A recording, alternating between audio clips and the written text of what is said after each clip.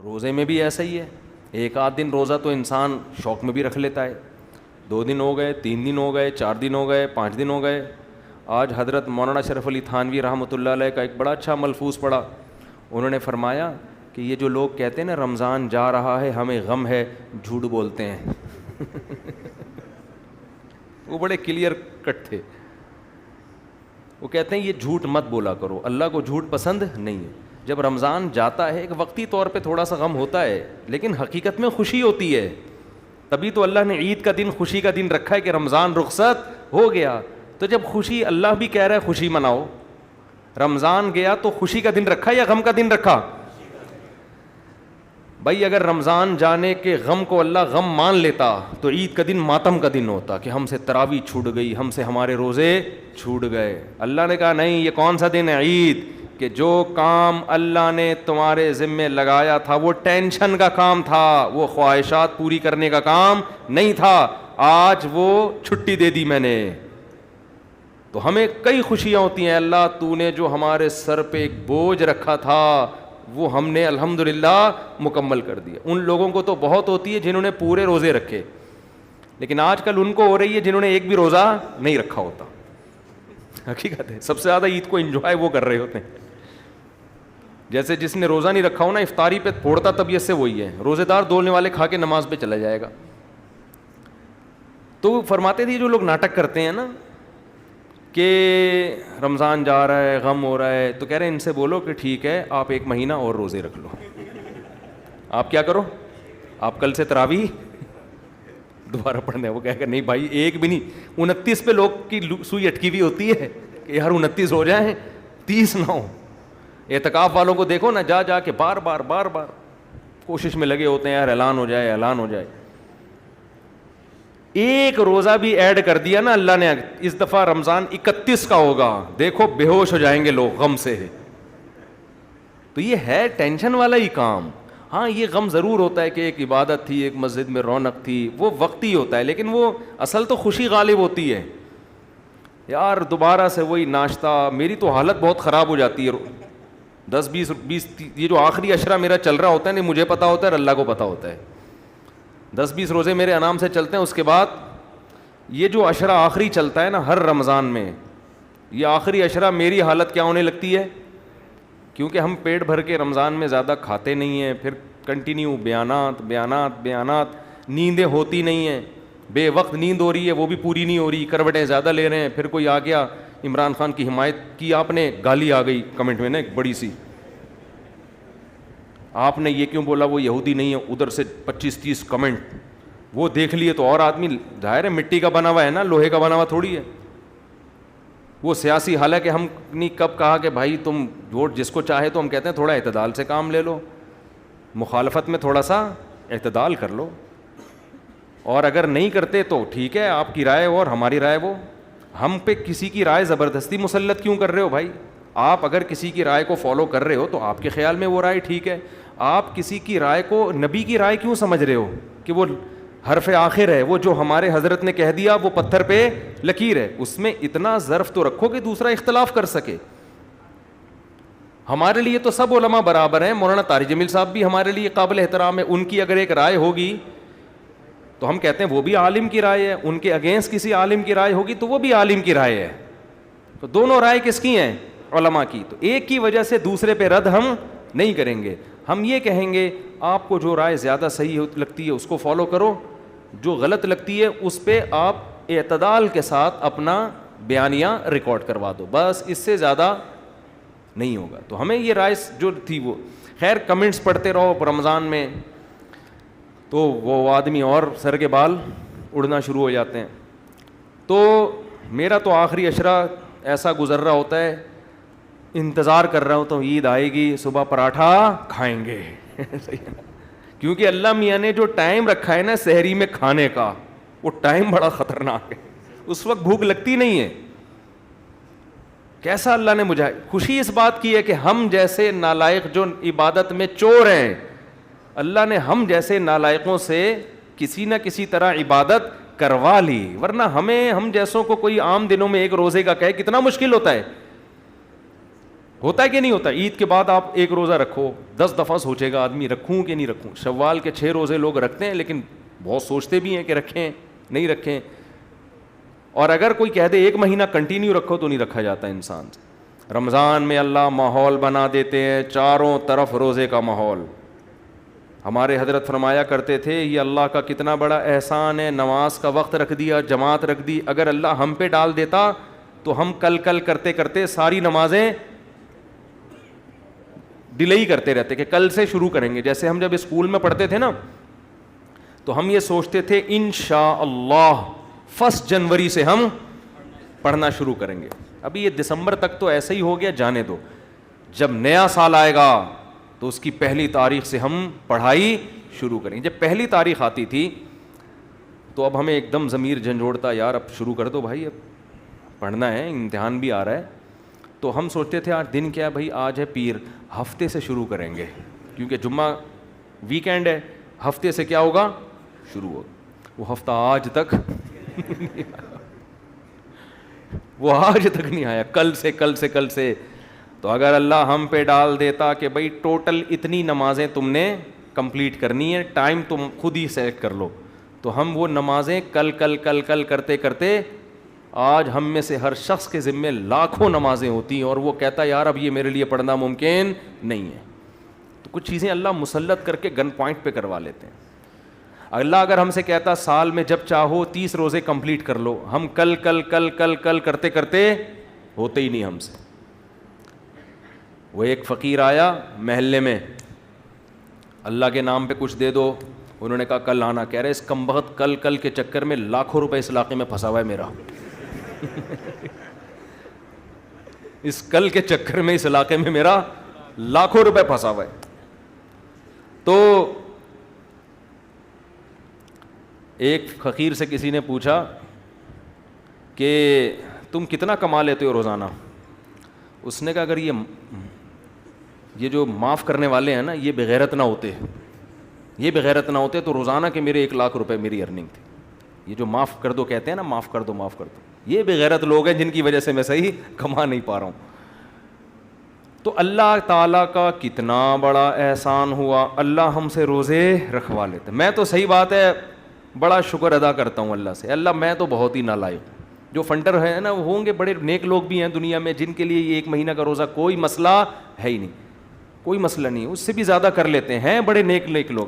لیکن ہم تو نالائق ہیں بھائی. ہم تو اللہ سے کہتے ہیں ہم جیسے نالائق سے اللہ تو نے چاہے وہ سو کے ہی گزارا ہو. ہمیں یہ بھی غم ہوتا ہے کہ یار رمضان جیسا گزرنا چاہیے تھا ویسا نہیں گزرا.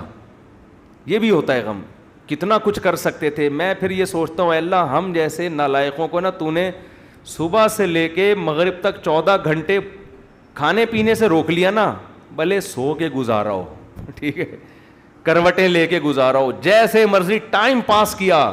یہ بھی تو ایمان کی علامت ہے یا نہیں ہے؟ مانتے ہیں کوئی خدا ہے، ورنہ بلا وجہ کسی کے کہنے پر انسان 14 گھنٹے بھوک پیاس برداشت نہیں کرتا. آپ کہہ سکتے ہیں اس روزے میں تو بسا اوقات بھوک بھی نہیں لگی، پیاس بھی نہیں لگی، پھر بھی 14 گھنٹے کھانے پیے بغیر نہیں رہ سکتا کسی کے مشورے پر. ڈاکٹر کے مشورے پہ نہیں کرتا، اللہ کے مشورے پہ کہاں سے کرے گا؟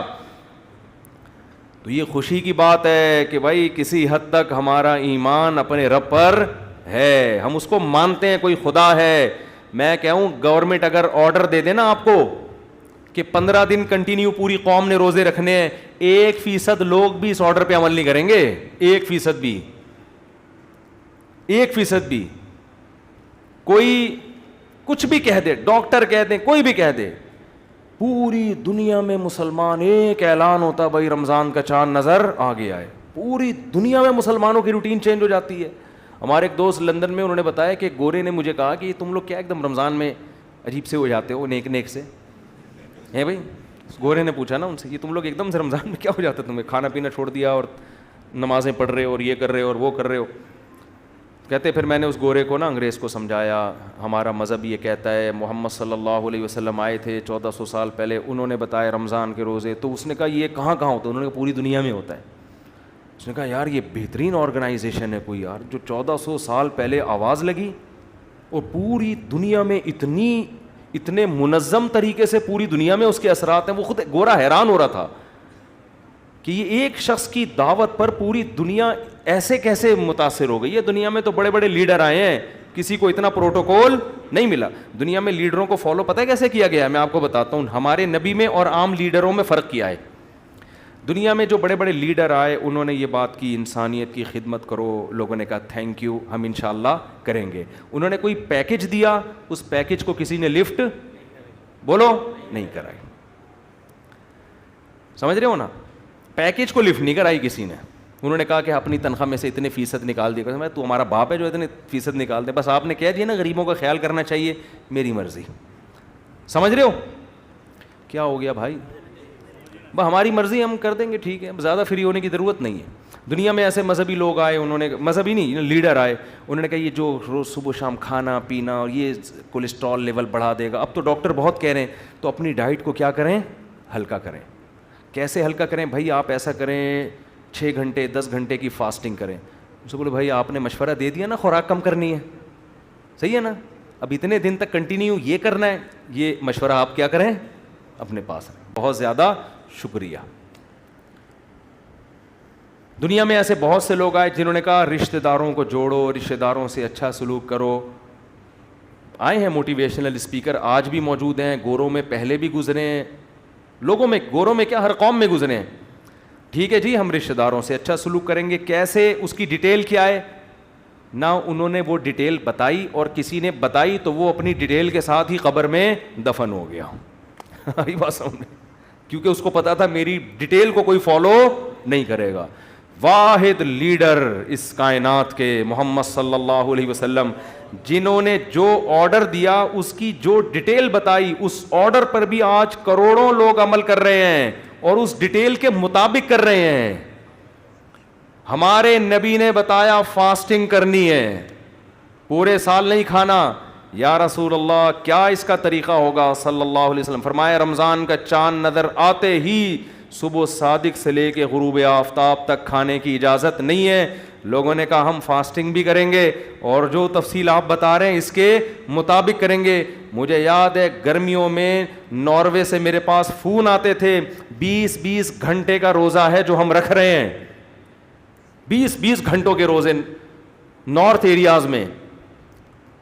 کہہ رہے ہیں ہم افطار کرتے ہیں, جلدی جلدی کھاتے ہیں, مغرب پڑھتے ہیں, تھوڑی دیر میں عشاء کا وقت, اور جلدی سے عشاء پڑھی اور تھوڑی دیر میں سحری کا وقت شروع اور ختم. 2 3 گھنٹے بس, پھر پورے گھنٹے 20 گھنٹے بھوکے.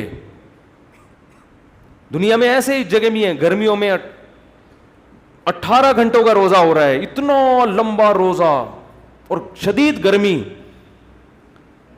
یہ صرف یہ مکہ مدینہ کے لوگ نہیں, کوئی ساؤتھ افریقہ میں بیٹھا ہوا ہے, کوئی ناروے میں ہے, کوئی سویڈن میں, کوئی ڈنمارک میں, کوئی دنیا کے اس آسٹریلیا میں, کوئی اس کونے میں, کوئی اس کونے میں. اور میں نے آج سے صدیوں پرانی کتاب پڑھی, اس میں لکھا ہوا ہے, جب ہم یہ تحقیق کر رہے تھے نا کہ ان علاقوں میں لوگ کیسے روزہ رکھیں گے جہاں اتنے لمبے 6 مہینے دن 6 مہینے راتیں, تو ہمیں پتہ چلا امام شافعی نے بھی اس پہ کلام کیا اور بھی فقہا نے. انہوں نے کہا ان علاقوں میں مسلمان آج بھی ایسے روزہ رکھتے ہیں. کیا مطلب؟ آج سے 1200 سال پہلے بھی یہاں مسلمان تھے اور روزے رکھتے تھے.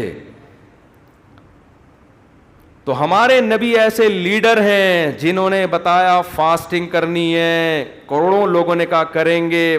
کیسے کرنی ہے؟ کہا پورا مہینہ. ہم نے کہا ہم کریں گے. ایسا موٹیویشنل اسپیکر دنیا میں یا کوئی لیڈر کوئی بھی نہیں ہے جس نے اس طرح گائیڈ کیا ہو. دنیا میں بڑے بڑے لیڈر آئے, انہوں نے ہیومن رائٹ سکھائے, انسانیت کی خدمت, انسانیت کی خدمت. بس لوگوں نے ان کی بات کو لیا, ٹھیک ہے جی کریں گے. کیسے کیا کرنا ہے یہ انہوں نے ہمیں نہیں بتایا. بتاتے تو کوئی مانتا نہیں.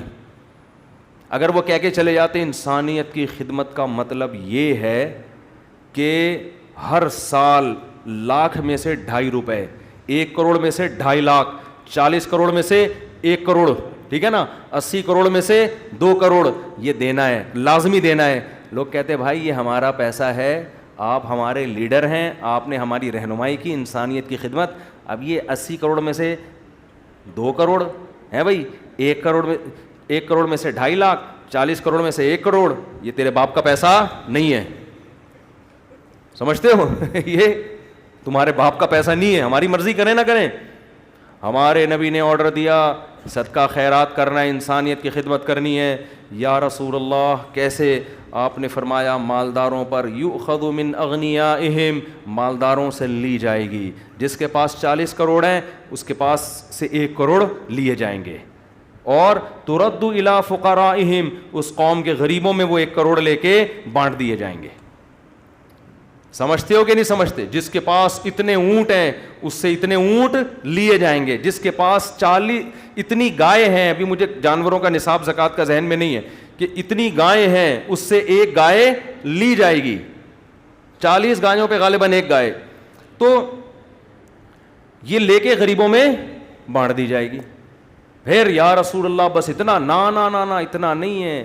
جب تم نے انسانیت کی خدمت کرنی ہے صدقہ خیرات, تو صدقہ خیرات میں تمہارا سب سے پہلے تمہاری بیوی کا حق اور تمہارے بچوں کا, ان کا تمام ضروری نان نفقہ تمہیں دینا ہے. آج جو مسلمان مرد اپنی بیوی بچوں کا نان نفقہ اٹھاتا ہے, خدا کی قسم لا الہ الا اللہ, حکومتی لاء کی بیس پہ نہیں. کس بیس پہ؟ محمد صلی اللہ علیہ وسلم کا آرڈر ہے. ورنہ حکومت آرڈر دیتی ہے, سوال ہی پیدا نہیں ہوتے, ہم خرچہ کرتے. ہمارا پیسہ ہے, گورنمنٹ کے کہنے پر ہم دیں گے بیوی بچوں کو, چلو نکلو یہاں سے. کوئی بھی نہیں, دنیا میں بھی نہیں کہیں ایسا ہوتا, تبھی تو انہوں نے کہا خرچہ ہے ہی نہیں. ٹھیک ہے نا, انگریزوں نے قانون ہی ایسا بنا دیا. ہمارے نبی نے ہمیں بتایا کہ مال خرچ کرنا ہے, صدقہ خیرات کرنے ہیں. اور کیا طریقے؟ فرمایا بقرعید میں جانور ذبح کر کے گوشت کھانا بھی ہے اور کھلانا بھی. اتنا مہنگا تہوار ہے نا, آپ کو پتہ ہے دنیا میں جتنے تہوار ہیں نا, عیسائیوں کی کرسمس ہے, ہندوؤں کی ہولی, اور پتہ نہیں کون کون سے تہوار ہیں جن میں خرچہ ہوتا ہے, وہ تمام تہوار مل کے جتنا خرچہ ہوتا ہے نا, مسلمان بقرعید میں اس سے 20 گنا زیادہ ایک دن میں اڑا دیتا ہے. نہیں آئی بات سمجھ؟ اور یہ جو جتنے تہواروں میں عیسائیوں کے اور ہندوؤں کے تہواروں میں خرچہ ہے, یہ اڑاتے ہیں مسلمانوں کا 10واں حصہ بھی نہیں خرچ کرتے, لیکن سب عیاشی پر. غریب کو اس کا 5 روپے کا بھی فائدہ نہیں ہوتا. مسلمان اس تہوار میں بقرعید میں درجنوں گنا زیادہ خرچ بھی کرتا ہے, اور ٹوٹلی فائدہ کس کو ہوتا ہے؟ غریبوں کو. اپنا فائدہ صرف اتنا ہوتا ہے کہ 4-5 دن کے لیے جو فریج میں گوشت, باقی سارا غریبوں کی تجارت بھی, جس سے وہ جانور خرید کے منڈیوں میں بیچتے ہیں, وہ تجارت ان کی پورے سال جانور اس نیت سے پالتے ہیں کہ بھائی بزنس ملتا ہے غریبوں کو. آپ صرف سہراب گوٹ کی منڈی میں جا کے دیکھ لو, جو جانوروں کو اٹھا کے گھر لے جانے والے ہیں نا, جو سزوکیاں, وہ کتنا کما لیتے ہیں اس میں, پورے سال اتنا کما پاتے وہ. پھر ان چارے والوں کا کتنا فائدہ ہوتا ہے. یہ تو سارے غریب قوم ہے جو جانوروں کے چارے لے کے بیٹھی ہوتی ہے, جانوروں پہ محنت کر رہی ہے. ایک آدمی نے مجھے بتایا, میں سعودیہ میں جاب چھوڑ کے آ گیا, اب میں وہاں ٹنڈو آدم میں کہیں ان کی زمین ہے, کہہ رہے صرف 6 بچھڑے لے کے پالتا ہوں اور سہراب گوٹ میں لے جا کے پہنا دیتا ہوں کسی کو. میں بیچنے والا کہنے والا تھا, لیکن بیچتا کون ہے آج کل, تو پہنا ہی جاتا, پہنا کے آ جاتا ہوں, پورے سال آرام سے بیٹھ کے کھاتا ہوں. اس تہوار کا فائدہ کس کو ہو رہا ہے؟ مالداروں کی جیب سے دبا کے پیسہ نکل رہا ہے, اور وہ پیسہ بہتا ہوا سارا غریبوں کی جیب میں جا رہا ہے. گوشت بھی مل رہا ہے اور پیسہ بھی مل رہا ہے ان کو. اور مالداروں کو اللہ نے ترغیب دے دی, اتنے اونچے اونچے بچڑے لا کے کاٹ رہے ہیں. وہ اتنا تھوڑی خود کھا سکتے ہیں وہ. میرے بھائی, دنیا میں کوئی لیڈر ایسا نہیں ہے جس کو اس طرح سے فالو کیا گیا ہو. ہمیں ہمارے نبی نے بتایا, دنیا میں بہت سے لیڈر ہیں جنہوں نے بتایا رشتہ داری جوڑو. کیسے جوڑو اس ڈیٹیل میں, یا تو وہ گئے نہیں, گئے تو لوگوں نے ان کو لفٹ کرائی نہیں. ہمارے نبی نے بتایا رشتہ داری ایسے جوڑنی ہے. پہلی بات, تمہاری وراثت تمہارے بیٹے اور بیٹی کو ملے گی, کسی اور کو نہیں, تم اس کو محروم نہیں کر سکتے. 99.9% مسلمان اپنی وراثت کس کو دیتے ہیں؟ اولادوں کو. ان کو پتہ ہے کہ یہ ہم چینج نہیں کر سکتے. یہ رشتہ داری جوڑنا ہے یا نہیں ہے؟ باپ کو ملے گی, ماں کو ملے گی, بیوی کو ملے گی. اور ہمیں بتایا رشتہ داری جوڑنی ہے تو ماں باپ سے کیسا سلوک کرنا ہے یہ ڈیٹیل بھی بتائی. ان کے سامنے اف نہیں کرنا.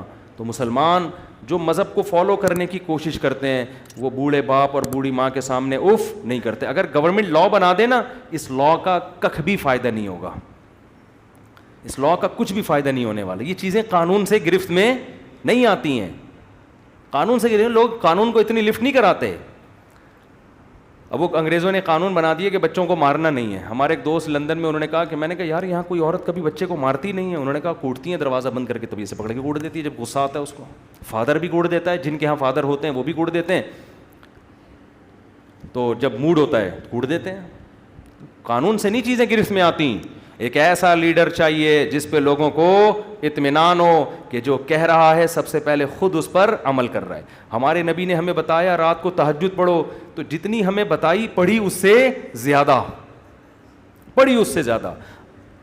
پوری پوری رات کھڑے رہتے اور آپ کے پاؤں سوج جاتے پاؤں. نبی نے ایک دفعہ اتنی لمبی نماز پڑھی ہے تہجد میں, غالباً عبداللہ بن عباس تھے یا عبداللہ بن مسعود, مجھے صحابی کا پورا پراپر نام ابھی ذہن میں نہیں ہے. تو ہوا یہ کہ عبداللہ بن عباس تھے یا عبداللہ بن مسعود, کہتے ہیں میں نبی کے گھر میں گیا یہ دیکھنے کے لیے کہ نبی کی رات کی عبادت کیا ہے. کہتے ہیں نبی صلی اللہ علیہ وسلم نے نیت باندھی, میں آپ کے ساتھ کھڑا ہو گیا اقتدا کی نیت سے. کہہ رہے ہیں کہ مجھے تھوڑی دیر میں خیال آیا کہ کاش میں کھڑا نہ ہوتا. اب نبی کے پیچھے نماز توڑتے ہوئے بھی ڈر لگ رہا ہے. کہتے ہیں رسول اللہ صلی اللہ علیہ وسلم نے سورہ بقرہ شروع کر دی, سورہ بقرہ, پھر سورہ آل عمران اور سورہ نساء, یہ 3 سورتیں ایک رکعت میں پڑھی ہیں آپ نے, اور ٹھہر ٹھہر کے پڑھی ہیں, اور رونے والی آیات پر روتے. پھر نبی نے رکوع کیا, فکان رکوعہ نحو من قیامہ, اتنا لمبا رکوع جتنا لمبا قیام. فجعل یقول, اور رکوع میں یہ کہنا شروع کیا سبحان ربی العظیم سبحان ربی العظیم. کنٹینیو یہی لفظ کہتے چلے گئے اتنی دیر جتنی دیر میں قیام تھا. سمجھ رہے ہو؟ تو موٹیویشن ملے گی کہ نہیں ملے گی کہ بھائی جو کہہ رہے ہیں خود اس سے زیادہ اس پر عمل. کہتے ہیں پھر اس کے بعد جب آپ نے سجدہ کیا تو سجدے میں فجعل یقول سبحان ربی الاعلی, پاک ہے میرا رب ہر عیب سے جو سب سے اعلیٰ ہے. یہ الفاظ پڑھنا شروع کیے, اور اتنا لمبا سجدہ جتنا لمبا رکوع. سمجھتے ہو کہ نہیں سمجھتے؟ تو صحابہ دیکھ رہے تھے کہ یہ جو کہتے ہیں اس پر عمل اس سے زیادہ. پھر نبی نے بتایا یہ دنیا مسافر خانہ ہے, دل لگانے کی جگہ نہیں ہے. آج میں جب یہ بیان کرتا ہوں کہ دنیا مسافر خانہ ہے, دل لگانے کی جگہ نہیں ہے, اس کے بعد لینڈ کروزر میں بیٹھ کے کوئی گاڑی لے آیا اور میں ڈھنگ ڈھنگ کر کے جا رہا ہوں, لوگ کہیں گے بیان میں کہہ رہے تھے دنیا مسافر خانہ, اور دیکھو ٹھاٹ باٹ دیکھو. پھر ہم لوگوں کو سمجھاتے ہیں بھائی گاڑی چلانا منع نہیں ہے. نبی کا مقصد یہ نہیں ہے کہ دنیا نہ رکھو, دنیا سے دل نہ لگاؤ, لیکن نبی نے اس پر ایسے عمل کیا کہ رکھی بھی نہیں, تاکہ یہ اشکال ہی ختم ہو جائے. کسی کو یہ سمجھانا پڑے کہ بھائی میں نے دنیا رکھی ہے مگر اس سے دل نہیں لگاتا, یہ بھی نہیں کیا نبی نے. حضرت سلیمان علیہ السلام نے دنیا رکھی مگر دل نہیں لگایا. حضرت سلیمان کی زندگی بڑی ٹھاٹ باٹ والی زندگی تھی. جو تاج پہنتے تھے کروڑوں کروڑوں روپے کے ہیرے جواہرات لگے ہوئے تھے اس میں. جو آپ کا تخت تھا بڑا عالی شان تخت, ایسا تخت تھا ملکہ سبا دیکھ کے حیران ہو گئی کہ بھئی یہ کیا ہے بھئی. پھر جو محل بنوایا تھا نا حضرت سلیمان, وہ بھی اللہ کے محبوب پیغمبر تھے نا. اس سے پتہ چلتا ہے بھائی یہ جو لگژری لائف ہے یہ شریعت کے خلاف نہیں ہے. اگر خلاف ہوتی تو پیغمبر کرتے یہ کام. سلیمان علیہ السلام تو اللہ کے پیغمبر تھے نا, لیکن کیسی لگژری لائف ہے. ایسا شیش محل تھا نا جس میں رہتے تھے 100 بیویوں کے ساتھ, معذرت کے ساتھ یہ درمیان میں بات آ گئی, وہ بخاری میں لکھا ہوا 100 بیویاں تھیں. خیر پھر نکلنے لگا تھا 100 بیویاں, وہ خواتین کو غصہ آتا ہے. تو اتنی ساری بیویاں, اب یہ صحیح ہے, اتنی ساری بیویوں کے ساتھ جس محل میں رہتے تھے وہ محل کا فرش ایسا تھا اتنا چمکدار خوبصورت کہ ملکہ سبا جب اس فرش کی طرف آئی تو قرآن کہتا ہے کشفت عن ساقیہا, اپنے پائنچے اوپر کر لیے کہ یہ پانی ہے, اس میں میرے پائنچے بھیگ جائیں گے. یہ پانی ہے, تالاب ہے چمکتا ہوا. سلیمان علیہ السلام نے کہا یہ تالاب نہیں ہے, قواری ممرد, یہ شیشے لگے ہوئے ہیں, اتنا ڈیزائننگ ہے اس میں خوبصورت. ہم وہاں گئے تھے نا اسلام آباد شاہ فیصل مسجد بچپن میں, تو وہ بڑا خوبصورت تھا, فرش تھا. ہم بھی پہلی دفعہ یہ دھوکے میں آ گئے شاید یہ پانی ہے, تو اس زمانے میں ایسا خوبصورت فرش, باقی کیا عالی شان لائف اسٹائل ہوگا ان کا, بادشاہ ہیں اور ہواؤں میں اڑے چلے جا رہے ہیں, ایجنسی کا کیسا خفیہ نظام پرندوں کے ذریعے. تو بڑی دولت اللہ نے دی, بڑی حکومت دی, اور اللہ نے کہا یہ سب آپ اس کے مالک ہیں, آپ اس کے مالک ہیں, جس کو چاہیں دیں, جس کو چاہیں روک لیں, ٹوٹلی آپ کے پاس رائٹس ہیں, اختیارات. لیکن ہمارے نبی اگر ایسا کرتے, کیونکہ آخری نبی ہے نا, اللہ آپ پہ کوئی الزام برداشت نہیں کرتا. لوگ کہتے جیسے ہم پہ لگا رہے ہوتے ہیں, ادھر جا رہے باتیں, دیکھو دنیا مسافر خانہ, اور باتیں چار شادیوں کی ہے بھائی, لوگ کہہ رہے ہوتے ہیں نا, چلو باتیں تو کریں, کہہ رہے ہیں یہ عمل بھی ان کا ایسا ہی ہے. وہ میں اکثر واقعہ سناتا ہوں, جب میں نے تیسری شادی کی, ایک بوڑھے میاں آئے میرے گھر کے باہر, گاڑی کھڑی ہوئی اور بارات آئی ہوئی تھی نا ٹھیک ہے نا, اور بڑا وہ رش وش لگا ہوا تھا. اچھا میرے پہلے سے 2 تھے اور بچے بھی کھیل رہے ہوتے تھے باہر, تو ایک بوڑھے میاں آئے, کہنے لگے یہ کیا ہے, یہ امام صاحب کے گھر کے باہر یہ رش کس بات کا لگا ہوا ہے, کوئی بچے کا عقیقہ ہوا ہے, کیا ہوا ہے؟ تو کہا کہ امام صاحب نے تیسری شادی کی ہے. تو وہ صاحب نے ایسے غصے میں کانپنے لگے اور کہنے لگے ممبر پہ بیٹھ کے باتیں کرتے ہیں کہ دنیا مسافر خانہ ہے, اور حرکتیں دیکھو ان کی, حرکتیں دیکھو. تو بھائی مسافر خانہ اس لیے تو ایسی حرکتیں ہیں, اس لیے تو ایسی حرکتیں ہیں. ایک صاحب کہنے لگے کہ اتنی جلدی جلدی کیوں کر رہے تھے؟ میں نے کہا مسافر خانے کبھی بھی مر سکتے ہیں, جلدی جلدی کر لو بھائی. جس کا خیال ہے وہ ہمیشہ زندہ رہے گا, وہ تھوڑا لیٹ کر لے, وہ نہ کرے ابھی, وہ بعد میں کر لے. ہمیں کیا پتہ کب چلے جائیں, جلدی سے جو کرنا ہے کام نمٹاؤ, نکلو پتلی گری سے, اور کیا. تو خیر ہمارے نبی نے بتایا دنیا مسافر خانہ ہے, تو آپ یہ بھی کر سکتے تھے کہ دولت رکھتے. جب لوگ کہتے کہ آپ کہتے ہیں دنیا مسافر خانہ ہے, تو پھر دولت رکھی بھی کیوں ہے؟ آپ کہتے ہیں میرے دل میں دولت نہیں ہے, لیکن آپ نے یہ الزام ہی نہیں آنے دیا, آپ نے رکھی نہیں. جہاں مال غنیمت آتا, جہاں پیسہ آتا, صبح سے صدقہ کرنا شروع کرتے اور شام تک گھر میں کچھ بھی نہیں بچتا. اپنی ازواج کو بھی یہی سکھایا. 1 سال کا راشن ہمارے نبی اپنے گھر میں ڈال دیا کرتے تھے جو مال غنیمت سے آتا. امہات کیا کرتی, صبح سے صدقہ کرتے کرتے شام تک سارا ختم, کہ بھئی کل کی کل دیکھی جائے گی. اور ایک دوسرے سے بڑھ چڑھ کے کرتی تھیں, ایک دوسرے سے بڑھ چڑھ کے. تو یہ تھے لیڈر کامیاب. یہ کیا تھے؟ کامیاب لیڈر. تبھی صحابہ نے آپ کو فالو کیا, بڑھ چڑھ کے قربانیاں دیں, آپ کے لیے خون بہایا. ہمارے ہاں لیڈر جس قسم کے مارکیٹ میں آ رہے ہیں نا, باتیں ایسی, وہ جب قربانی کا موقع آئے گا لیڈر مارکیٹ سے کیا ہوگا, شارٹ. آدمی کہا ہمارا رہنما گیا کہاں؟ وہ امریکہ میں بیٹھا ہوا ہے. وہ کہاں ہے جی؟ وہ امریکہ میں. تو عجیب, تو پھر فالو نہیں کرتے لوگ. تو خیر میں جلدی سے بات کو سمیٹ کے ختم کروں. میں عرض کر رہا تھا رسول اللہ صلی اللہ علیہ وسلم نے ارشاد فرمایا, مفتی طارق